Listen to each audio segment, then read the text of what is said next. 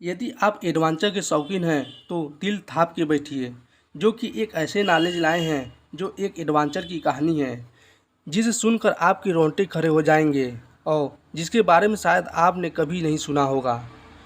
दुनिया की सबसे बड़ी शिखर माउंट एवरेस्ट की सैर करने की शुरुआत सन 1921 से ही शुरू हो चुकी थी, लेकिन उनकी चोटी तक कोई नहीं पहुंच पा रहा था। और एवरेस्ट की चोटी तक पहुंचना इतना आसान नहीं था, क्योंकि वहां तक पहुंचने के लिए बेहद ही मुश्किल और ख़तरनाक हालातों से गुजरना पड़ता था। क्योंकि 2928 फीट की इस मंजिल के रास्ते पे बहुत सारे बाधाओं की सामना करना पड़ता था। इस मिशन में कई लोग असफल रहे और बहुत से लोगों ने अपनी जान गंवा दी। आज भी बहुत से लोगों का शव उस चट्टानों पर दबा पड़ा है जिसे वापस नहीं लाया गया है, लेकिन फिर भी साहस के शूरवीरों ने हिम्मत नहीं हारी और वो एवरेस्ट की चोटी तक पहुंचने का लगातार प्रयत्न करते रहे। इन कई साहस वीरों में से एक थे नेपाल के शेरपा टेन्सी, जो सन 1952 में शेरपा टेन्सी को एवरेस्ट शिखर पर चढ़ने का जुनून सवार था। तब स्विट्जरलैंड के रेमन लैम्बर्ट और शेरपा टेन्सी ने एवरेस्ट पर सैर करने का प्रयत्न किया था, लेकिन वे इस मिशन पर असफल साबित हुए थे। 1952 में रेमन और शेरपा टेन्सी लगभग पहाड़ पर चढ़ ही गए थे, लेकिन बेहद कठिनाइयों के चलते इन दोनों एवरेस्ट शिखर की चोटी तक 1000 फीट की दूरी से ही वापस आना पड़ा। मंजिल से इतने करीब होने पर भी आ जाने पर उन दोनों को बहुत ही दुख था, लेकिन फिर भी वह हार नहीं माने।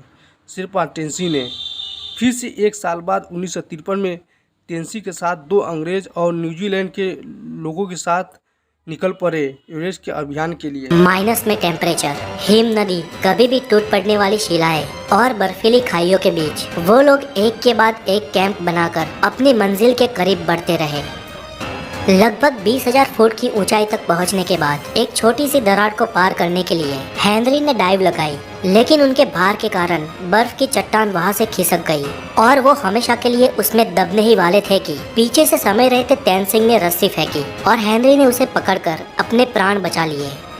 अगर तेनसिंह ने वो रस्सी ना फेंकी होती तो हेनरी उस वक्त अपने जीवन से हाथ धो बैठते। खैर, एडमंड, हेनरी और तेनसिंह की टीम धीरे धीरे एवरेस्ट की चोटी से नजदीक आते रहे। उनसे पहले चढ़ाई को शुरू करने वाली चार्ल्स इवान की 9 सभ्यों की एक टीम थी, जो तेनसिंह की टीम से पहले एवरेस्ट को चढ़ने वाली थी। अगर किसी कारण इवान्स की टीम एवरेस्ट में चढ़ने को निष्फल हो या चढ़कर वापस आ जाए, उसके बाद ही तेनसिंह की टीम को आगे बढ़ना था। हेनरी और तेनसिंह की टीम ने लगभग आधे से ऊपर एवरेस्ट को सर कर लिया था। एवरेस्ट की चोटी से पहले आने वाली ये आखिरी छोर सबसे खतरनाक माना जाता है, जहां पर पहुंचते पहुंचते कई लोगों ने आखिर में अपनी जान गंवाई है। एक तरफ इवान्स की टीम इनसे पहले आगे बढ़ रही थी और 26 मई के दिन माउंट एवरेस्ट के शिखर से वो लोग सिर्फ 300 फुट की दूरी पर थे, लेकिन इवान्स और उनके साथी बहुत थक चुके थे। उनके शरीर ने जवाब दे दिया था। उनमें अब एक कदम भी आगे बढ़ाने का हौसला नहीं था और वो चोटी से सिर्फ 300 फीट की दूरी पर वापस लौट गए। यहाँ पर इतिहास किसी और के नाम पे ही लिखा जाने वाला था। इवान्स की टीम के पीछे लौटते ही अब तेनसिंह और हेनरी की टीम को आगे बढ़ना था।